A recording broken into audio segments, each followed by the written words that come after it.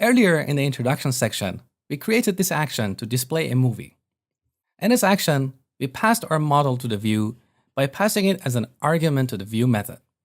There are two other ways to pass data to views, and that's what I'm going to show you in this lecture. One way is to use the view data dictionary.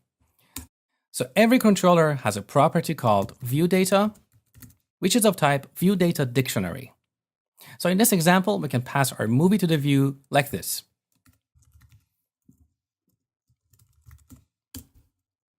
Then we remove it from here. Now let's go to the view. With ReSharper, we can quickly navigate to the view for this action by putting the cursor on the view method and pressing Ctrl B. In this dropdown, you see the name of the view, random.cshtml. If you're not using ReSharper, you need to go to Solution Explorer and find the view under Views, Movies, right here. Okay, now instead of using model property, we need to use view data. Now look, we can't access the name property of our movie because each item in the dictionary is of type object. So we need to explicitly cast it to the movie. Now don't type anything, just watch for a second because this code is going to get a little bit ugly. That's what I meant. So all these noisy parentheses, compare this to what we had before. Model.name.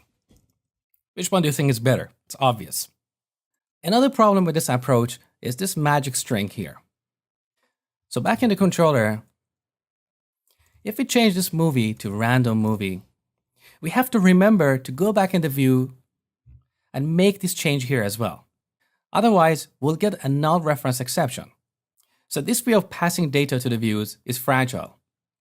We had this in the very first version of MVC, and then Microsoft decided to improve this, but in a very poor way. So they introduced viewBag, which is a dynamic type. So back in the controller, instead of using view data with a magic string, we use viewBag with a magic property. So this movie property is added to the viewBag at runtime, which means we don't get compile time safety. If we decide to change this magic property to random movie, again, we have to remember to go back in the view and change it here. Plus, we'll have the casting issue as well. So honestly, I have no idea what Microsoft was thinking when they introduced this viewBag as an improvement for view data. So please do not use view data or viewBag. If you want to pass data to a view, just use the approach I showed you earlier. So back in the controller, we get rid of these and just pass the movie object here. Now, you might be curious, where does this movie object go in the view result? Let me show you. So I create an instance of view result.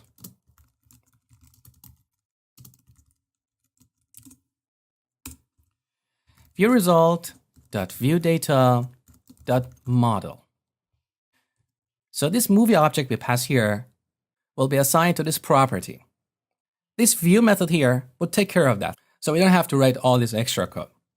What I want you to note here is that this view data, it's not a regular dictionary. It's a view data dictionary. So you can either use it as a dictionary with key value pairs or use its model property to work with an object. And that's the preferred way. Next, we're going to look at view models.